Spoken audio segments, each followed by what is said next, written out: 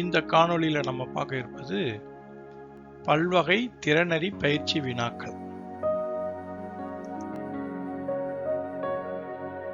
Sankari 2.5 metre துணியை முழு பாவாடை தைக்கவும் மற்றும் 1.25 மீட்டர் துணியை மேல் சட்டை தைக்கவும் வாங்கினார். அப்படின்னா 1 மீட்டர் துணியினுடைய விலை 120 ரூபான்னா அவர் வாங்கிய துணியின் விலை என்ன? இதுதான் வினா. வாங்கிய துணியினுடைய மொத்த அளவு எவ்வளோ? முழு பாவாடையும் மேல் சட்டையும் சேர்த்தா 1.25 கூட்டல் 2.5, இதை ரெண்டுத்தையும் கூட்டணும். அதுக்கப்புறமா 1 மீட்டர் எவ்வளோ? 120 ரூபா. அப்படின்னா வாங்கிய துணியினுடைய மொத்த விலை எவ்வளவு? இதுதான் கேள்வி. அப்படி எப்படி போடணும்? முதல்ல எப்படி போடணும்? வாங்கிய துணியினுடைய மொத்த அளவை கூட்டணும். 2.5 கூட்டல் 1.25. இப்போ இதை கூட்டினோம்னா எவ்வளோ வருது பாரு. கலப்பு பின்னத்தை தகா பின்னமா மாற்றிக்கணும். பகுதி 1 ஆக்கணும். அதுக்கு மீசிமா 4, மேலும் கீழும் 2ஆல் பெருக்குனா ஃபஸ்ட்டு பின்னம் பகுதி 1 ஆயிடுச்சு. இப்போ பகுதி 1 இருக்கிறதால அப்படியே கூட்டலாம். கூட்டினா 17/4 மீட்டர். இப்போ 1 மீட்டருடைய விலை எவ்வளோ? 120 ரூபா. இப்போ எவ்வளோ மொத்த துணி எவ்வளோ? 4×17 மீட்டர். இதனுடைய விலை அப்படின்னா என்ன பண்ணணும்? 4×17 120ஆல் பெருக்கணும். இல்லது 120 4×17 பெருக்கலாம். எப்படி வேணாலும் பெருக்கலாம். இப்போ 120க்கும் 4க்கும் பொது காரணி என்ன இருக்கு பாரு. 120க்கு நேராக 30ம் 4க்கு நேராக 1ம் அடிச்சுட்டு எழுதணும். 120 அடிச்சுட்டு 30, 4 அடிச்சுட்டு 1. அப்போ மீதி என்ன இருக்கு? 30 பெருக்கல் 17. இது ரெண்டுத்தையும் பெருக்கணும். பெருக்கணும் 510 ரூபாய். அப்போ 510 ரூபா ஆகுது. ஒருவர் தன் அலுவலகத்தில் இருந்து 5.25 கிலோமீட்டர் தொலைவில் உள்ள தன் வீட்டிற்கு நடந்து செல்ல விரும்புகிறார். அவர் 2.5 கிலோமீட்டர் நடந்த பின்னர் அவரது வீட்டை அடைய எவ்வளவு தொலைவு நடந்து செல்ல வேண்டும்? இதுதான் கேள்வி. புரியுதா? அலுவலகத்திலிருந்து வீட்டுக்கு போறாரு. 2.5 கிலோமீட்டர் தான் போனாரு. அதுக்கப்புறமா இன்னும் எவ்வளவு தூரம் போகணும்? அதுதான் கேள்வி. அப்ப என்ன பண்ணணும்? மொத்த தூரம் எவ்வளோ? 5.25. எவ்வளவு தூரம் போனாரு? 2.5 கிலோமீட்டர். இன்னும் எவ்வளோ இருக்குது? மீதம் எவ்வளோன்னா கழிக்கணும். கலப்பு பின்னத்தை தகா பின்னமா மாற்றிக்கோ. இப்போ 2க்கும் 4க்கும் மீசிமா 4. அப்போ 2 4ஆ மாற்றணும்னா பகுதியும் தொகுதியும் 2ஆல் பெருக்கிக்கோ. இப்போ 23லேருந்து 10 கழிச்சிடலாமா? அப்போ 13/4. இதை கலப்பு பின்னமா மாற்றி வச்சுக்கோ. அப்போ 3 நாளில் 1 கிலோமீட்டர். இதுதான் இதுக்குரிய விடை. இவற்றுள் எது சிறியது? 2.5க்கும் 3க்கும் இடையே உள்ள வேறுபாடு. வேறுபாடுனா கழித்தல். அல்லது 1.5 மற்றும் 2.25 இன் கூடுதல். புரியுதா சொல்றது? தனித்தனியா 2 கணக்கு. 2.5க்கும் 3க்கும் உள்ள வேறுபாடுனா ஒரு கழித்தல், அப்புறம் 1.5 மற்றும் 2.25 கூடுதல். இந்த 2 விடையில எந்த விடை சிறியதுன்றதா கேள்வி. இப்ப நம்ம கண்டுபிடிக்கலாமா தனித்தனியா? ஃபர்ஸ்ட் வேறுபாடு. வேறுபாடு தகா பின்னமா மாத்திக்கோ. தகா பின்னமா மாத்தினதுக்கு அப்புறம் இது குறுக்கு பெருக்கல் படி போட்டிருக்காங்க. கீழே 3யும் 2யும் பெருக்கிக்கோ. அப்புறம் குறுக்கு பெருக்கல் 2ம் 11 கழித்தல் 3ம் 5 இப்படி கூட நம்ம போடலாம். அப்ப 22 கழித்தல் 15/6 6ல் 7. அதுக்கடுத்து கூடுதல் கலப்பு பின்னம். இதை தகாபின்னமா மாற்றியாச்சு. இதுக்கும் ஒரே பகுதியாக மாற்றிருக்கிறோம். 2ஆல் தொகுதி பகுதியும் பெருக்கியிருக்கோம். இப்போ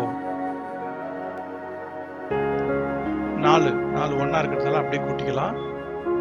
15/4. இப்போ அதுக்கடுத்து ஒப்பிடணும். எதையும் 6ல் 7ஐயும் 4ல் 15ஐயும் ஒப்பிடணும். எது சின்னது எது பெருசுன்னுட்டு.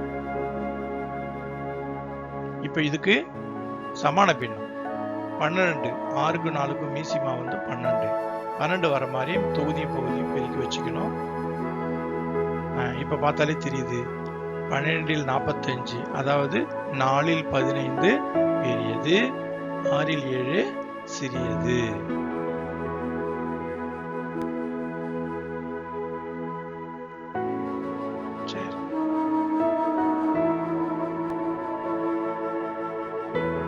மங்கை 6.25 கிலோகிராம் எடையுள்ள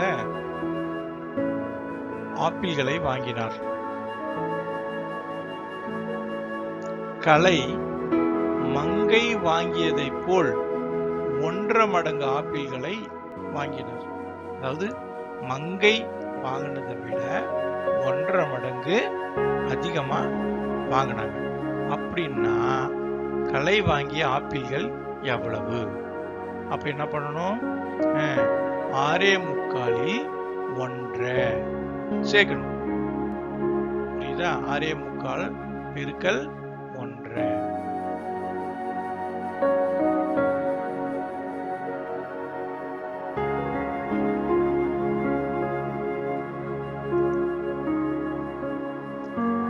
கலப்பு பின்னத்தை தகாபின்னமா மாற்றியாச்சு. இதுக்கப்புறம் நம்ம பெருக்கலாம். தொகுதி பெருக்கணும், பகுதி பெருக்கணும். 81/8. இதை கலப்பு பின்னமா மாத்துறதுக்கு வகுக்கணும். அப்ப எவ்வளவு வருது? 10/8ல் 1 கிலோகிராம் எடை ஆப்பிள்களை கலை வாங்கினார். மாடிப்படிகளின் மொத்த நீளம் 5.5 மீட்டர். இந்த படத்துல இருக்கிற மாதிரி மாடிப்படி மொத்த நீளம் வந்து 5.5 மீட்டர். அதுல ஒவ்வொரு படியும் 1/4 மீட்டர். ஒவ்வொரு படியும் 1/4 மீட்டர் உயரத்தில் அமைக்கப்பட்டா அந்த மொத்த படிக்கட்டுல எத்தனை படி இருக்கும்? புரியுதா சொல்றது? சரி, அப்ப என்ன பண்ணணும்? மாடிப்படிகளின் மொத்த நீளம் எவ்வளோ? 5.5. ஒவ்வொரு படியின் நீளம் எவ்வளோ? 1/4 மீட்டர். அப்போ படிக்கட்டில் உள்ள படிகளின் எண்ணிக்கை என்ன பண்ணணும்? வகுக்கணும். கலப்பு பின்னமா இருக்கு, தகாபின்னமா மாத்திக்கோ. வகுத்தல் குறி இருந்தா பெருக்கலா போடு, பெருக்கல் தலைகீழி போடு. அந்த 4ல் 1க்கு இப்ப பெருக்குனா 11 பெருக்கல் 4 இந்தாண்ட 2, இந்தாண்ட 1. அப்போ 2க்கும் 4க்கும் பொது காரணி 2 பெருக்குனா 22 படிக்கட்டுகள் இல்லது. அதுக்கடுத்து மேற் சிந்தனை கணக்குகள் சிலவற்றை பார்க்கலாம். பின்வரும் குறிப்புகளை பயன்படுத்தி நான் யார் என கண்டுபிடி. என்னுடைய ஒவ்வொரு தொகுதியும் பகுதியும் ஓரிலக்க எண். என்னுடைய தொகுதி மற்றும் பகுதியின் கூடுதல் 3 மடங்கு. தொகுதி மற்றும் பகுதிகளின் பெருக்கற்பலன் 4 மடங்கு. கண்டுபிடிக்கலாமா? என்ன வரும்? 4ல் 2. தொகுதியும் பகுதியும் கூட்டினா 3 மடங்கு வருதா பாரு? 6 3 மடங்கு. தொகுதியும் பகுதியும் பெருக்குனா 4 மடங்கு வருதா பாரு? 2 பெருக்கல் 4 8 வருது. அப்போ ஆன்சர் 4ல் 2. 1 3ல் 1க்கும் 3 6ல் 1க்கும் இடையே உள்ள வேறுபாடுனா கழித்தல். 4 6ல் 1க்கும் 2 3ல் 1க்கும் இடையே உள்ள வேறுபாட்டை கூட்டுக. 2 கழித்தல் 1 கூட்டல். சொல்லலாமா? தகாபின்னமா மாத்தணும். பகுதி 2ஐயும் ஒன்னாக்குன பிறகு கழிக்கலாம். 19ல் 8, 11 கீழே 6. அடுத்து 4 6 1 மற்றும் 2 3 1க்கும் இடையே உள்ள வேறுபாடு, இதுவும் கழித்தல் தான், தகா பின்னம். அடுத்து பகுதி 2 ஒண்ணா வரணும். ஒண்ணா வந்ததுக்கு அப்புறம் கழிக்கலாம். 25ல 14 கழிச்சோம்னாக்கா 6ல் 11. இப்ப ரெண்டுத்தையும் கண்டுபிடிச்சதுக்கு அப்புறம் 2 ஆன்சரையும் கூட்டணும். 6ல் 11 கூட்டல் 6ல் 11, ரெண்டுலேயும் பகுதி ஒண்ணா இருக்கு, அப்படியே மேல அப்படியே கூட்டிக்கலாம். 11 11 22, 6ல் 22. இத எளிய பின்னமா மாத்தணும் அப்படின்னாக்கா 3ல் 11. கலப்பு பின்னமா மாத்தணும்னா 3 3ல் 2. 3 5ல் 1 என்ற பின்னத்தை பெற 9 7ல் 3 என்ற பின்னத்தில் இருந்து எந்த பின்னத்தை கழிக்க வேண்டும்? அப்ப தெரியாத பின்னத்தை நம்ம என்ன வச்சுக்கலாம்னா x வச்சுக்கலாம் இல்லையா. 9 7ல் 3 அந்த தெரியாத பின்னத்தை கழிச்சோம்னாக்கா ஆன்சர் என்ன வருது? 3 5ல் 1. இப்போ x வந்து சமக்குறிக்கு அந்தாண்ட போயிடுது. 3 5ல் 1 சமக்குறிக்கு உள்ள வருது. சமக்குறிக்குள்ள வந்து கூட்டலா இருக்கிறது சமக்குறியை தாண்டும் பொழுது கழித்தலா மாறும். கழித்தலா இருக்கிறது சமக்குறியை தாண்டும் போது கூட்டலா மாறும். இப்போ இங்க 7 இருக்கு, அங்க 5 இருக்கு. மீசிமா வந்து 35 வரும். அப்போ குறுக்கு பெருக்கல் படி 7 5 பெருக்கிக்கலாம். 66 5 இந்த பக்கம் பெருக்கணும், கழித்தல் 16 7 இந்த பக்கம் பெருக்கணும். பெருக்கல்லாம் பெருக்கி போட்டா என்ன வருது? அதுக்கப்புறம் கழிக்கணும். 218/35. 218 35ஆல வகுத்தோம்னாக்கா 6 முழு பகுதி 6 மீதி 8. அப்ப கலப்பு பின்னம் 6 35ல் 8. அப்ப கழிக்க வேண்டிய பின்னம் 6 35ல் 8. 2 பின்னங்களின் கூடுதல் 5 9ல் 3. அவற்றில் ஒரு பின்னம் 2 4ல் 3. மற்றொரு பின்னம் காணுங்க. 2 பின்னத்தை கூட்டினா விடை கொடுத்துருக்காங்க. அதுல ஒரு பின்னம் இருக்கு, இன்னொரு பின்னத்தை கண்டுபிடிக்கணும். அப்ப தெரியாத பின்னத்தை நம்ம என்ன வச்சுக்கலாம்? x. அப்போ 2 4ல் 3 என்ற பின்னத்தையும் x-ஐயும் கூட்டினா 5 9ல் 3. நம்ம முன்ன சொன்ன மாதிரி என்ன பண்ணலாம்? கலப்பு பின்னத்தை தகா பின்னமா மாத்திட்டு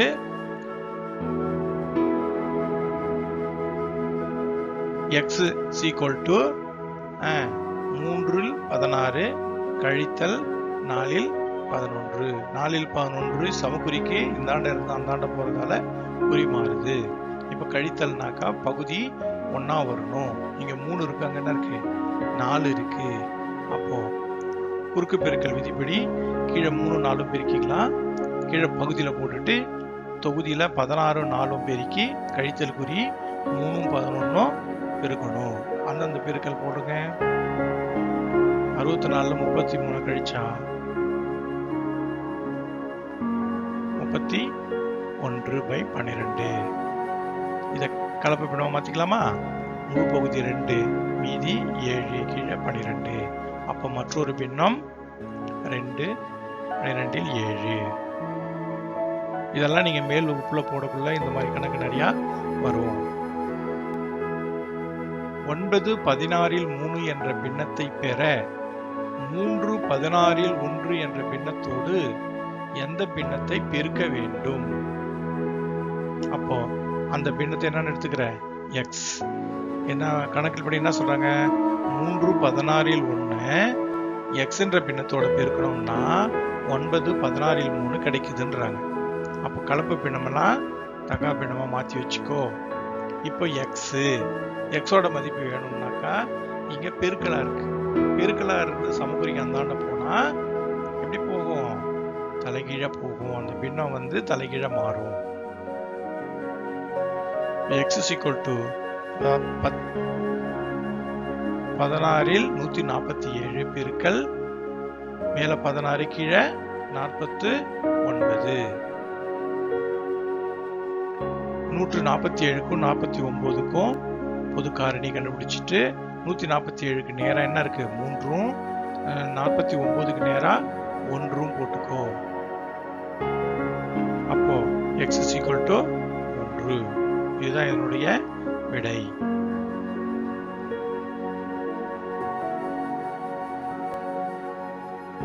அந்த பின்னம் 3/1 3. கழித்தலை அடிப்படையாக கொண்ட கீழ்கண்ட லீப்னஸ் முக்கோணத்தின் 5வது வரிசையை நிரப்பு. இது வந்து ஒரு மூலைக்கு வேலை. ஃபர்ஸ்ட் 1/1 இருக்கு. அடுத்து என்ன இருக்கு பாரு, 2 1 2 1. இது எப்படி வந்ததுன்னு பார்க்கலாமா? 1/1 இருந்து 1/2 கழிக்கிறாங்க. கழிச்சா 2 1 வருது. அதுக்கடுத்து நடுவில் இருக்கிற விடையை நம்ம கண்டுபிடிக்கணும். அது எப்படி இருக்கு, எப்படி வந்ததுன்றதை பார்ப்போம். 2 1 இருந்து 3 1 கழிக்கிறாங்க. அதே மாதிரி இந்த பக்கம் 2 1 இருந்து 3 1 கழிக்கிறாங்க. கழிக்கலாமா? 2 1 இருந்து 3 1 கழிச்சா என்ன வருது பாரு.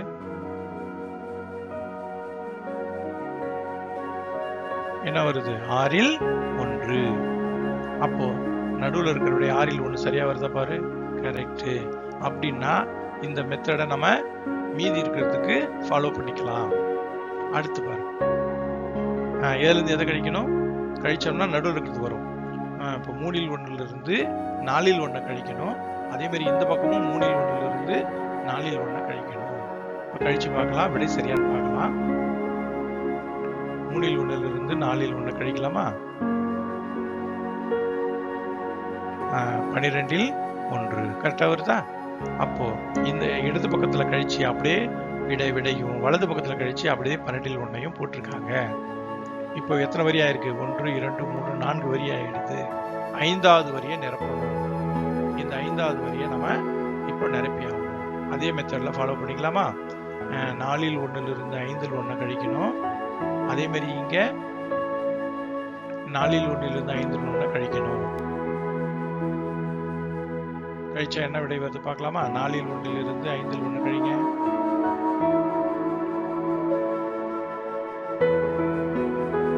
20 1. 20 1 போட்டாச்சு. அதே மாதிரி இந்த பக்கமும் 20 1. இப்ப நம்ம போட்டுட்டோம். இந்த ரெண்டுக்கு நடுவுல ஒரு கேப் இருக்கு. அப்ப அதுல என்ன போடுறது அப்படின்னாக்க 5 1 இருந்து 6 1 கழிக்கணும். அப்ப கழிச்சோம்னாக்கா 30 1. இதுதான் இதனுடைய விடை.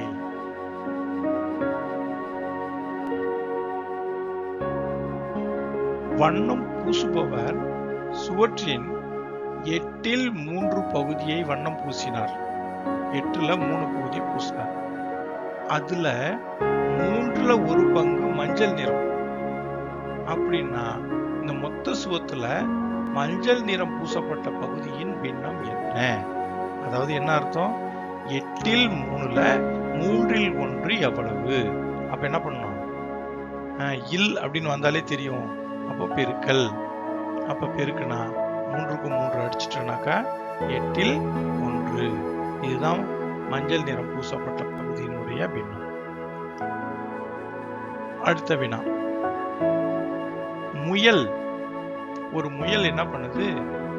தன்னுடைய உணவை எடுக்கிறதுக்காக 26 4 1 மீட்டர் தூரத்தை கடந்து போகும். தாவி தானே போகும். அப்படின்னா ஒரு தாவல் வந்து 1 4 3 மீட்டர் தூரத்தை கடக்கும்.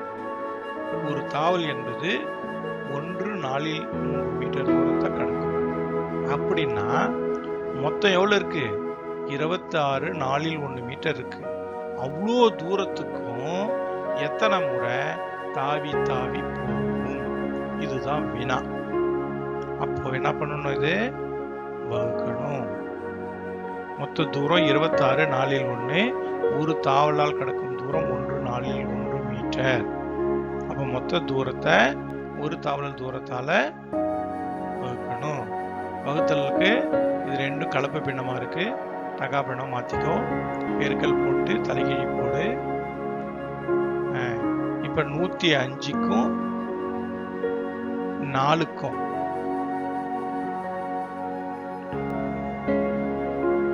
4க்கும் அடிச்சிடலாம். 105க்கும் 7க்கும் 7ஆம் வாய்ப்பாடு. அப்ப 105 அடிச்சுட்டு 15ம் 7 அடிச்சுட்டு 1 போட்டுக்கலாம். அப்போ விடை 15. பின்வரும் படத்தை பார்த்து கேள்விகளுக்கு பதிலளி. இப்ப இதுல படத்துல பாருங்க, பேருந்து நிலையம் இருக்கு, பள்ளி இருக்கு, அதுக்கடுத்து நூலகம் இருக்கு, மருத்துவமனை இருக்கு. ஒவ்வொன்றுக்கும் எவ்வளவு தூரம் கொடுத்துருக்குறாங்க. அதாவது பள்ளியிலிருந்து பேருந்துக்கு 3/4 கிலோமீட்டர், பேருந்திலிருந்து நூலகத்துக்கு 3.5, நூலகத்திலிருந்து மருத்துவமனைக்கு 1.25, மருத்துவமனையிலிருந்து பள்ளிக்கு 4.5 கிலோமீட்டர். என்ன கேள்வி கேட்குறாங்கன்னா, பேருந்து நிறுத்தம் வழியாக, பேருந்து பஸ் ஸ்டாண்ட் வழியாக பள்ளியில் இருந்து நூலகத்திற்கு உள்ள தொலைவு.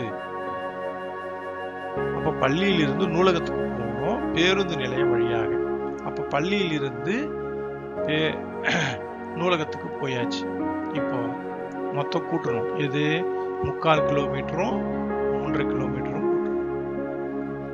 கூட்டினா என்ன வருது பாரு, 17/4. இது கலப்பு பண்ணுவோம், மாத்திக்கலாமா? 4.25 கிலோமீட்டர். 4 கிலோமீட்டர். இதுதான் பேருந்து நிறுத்தம் வழியாக பள்ளியில் இருந்து நூலகத்திற்கு சொல்ல உள்ள தொலைவு. அடுத்த வினாக்கு போலாமா?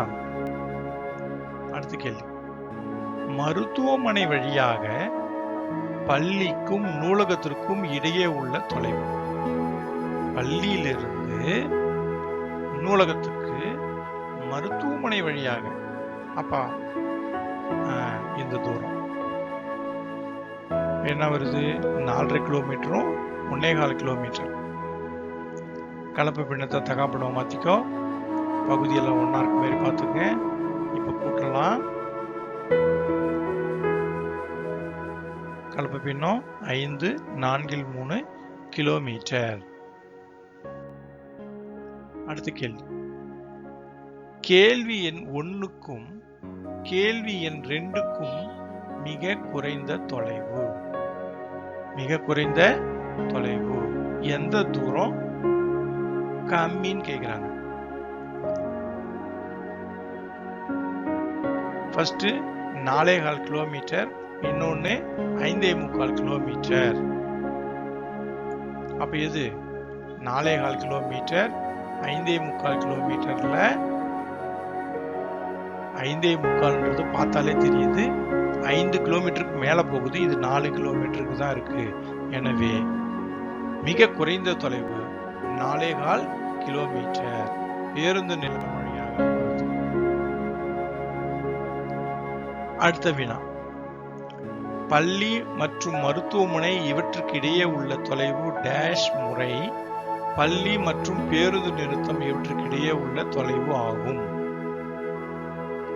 பள்ளி மற்றும் மருத்துவமனை இவற்றுக்கு இடையே உள்ள தொலைவு டேஷ் முறை பள்ளி மற்றும் பேருந்து நிறுத்தம் இவற்றுக்கு இடையே உள்ள தொலைவு. என்ன பண்ணோம்? எத்தனை முறை? 6 முறை. 6 பெருக்கல் 4 3 4 12. அப்போ 2 9. அப்ப விடை 4 2 1. இப்ப இந்த பின்னங்கள் 6ஆம் வகுப்பு பின்னங்கள்ல இருந்து நாம என்னென்ன மனசுல வச்சுக்கணும் அப்படின்னா, பின்னம் என்பது முழுப்பொருளின் பகுதி. முழுப்பொருளானது ஒன்றாகவோ அல்லது குழுக்களாகவோ இருக்கும். கொடுக்கப்பட்ட பின்னத்தின் தொகுதி மற்றும் பகுதியை ஒரே எண்ணால் பெருக்கினால் சமான பின்னம் கிடைக்கும். வேற்றின பின்னங்களை ஓரின பின்னங்களாக மாற்றிய பிறகுதான் கூட்டவோ அல்லது கழிக்கவோ முடியும். முழியெண் மற்றும் தகு பின்னத்தின் கூடுதல் கலப்பு பின்னம். 2 பின்னங்களை பெருக்கற்பலன், 2 பின்னங்களின் தொகுதிகளின் பெருக்கற்பலன், கீழே 2 பின்னங்களின் பகுதிகளின் பெருக்கற்பலன். அதுக்கடுத்து பின்னத்தின் தொகுதி மற்றும் பகுதியை மாற்றுவதால் கிடைக்கும் அப்பின்னத்தின் தலைகீழி. ஓர் எண்ணை ஒரு பின்னத்தால் வகுப்பது அந்த எண்ணை அப்பின்னத்தின் தலைகீழியால் பெருக்குவதற்கு சமம். இது எல்லாத்தையும் நம்ம ஃபுல்லா நம்ம பார்த்துட்டோம். இது எல்லாத்தையும் மனசுல வச்சுக்கணும். இனிமே பின்ன பாடத்திலிருந்து எந்த வினா வந்தாலும் நம்ம போட தயாரா இருக்கணும். ஆரோக்கியம். பயனுள்ள வீடியோக்கள் உங்களுக்கு தொடர்ந்து வரணும் அப்படின்னா இந்த சேனலை நீங்கள் சப்ஸ்கிரைப் பண்ணி வச்சுக்கோங்க. நான் எப்போ வீடியோ போட்டாலும் உடனே வந்து சேரும். அனைத்து வீடியோவிலும் நீங்கள் அது உள்ளே இருந்து எடுத்துக்கலாம்.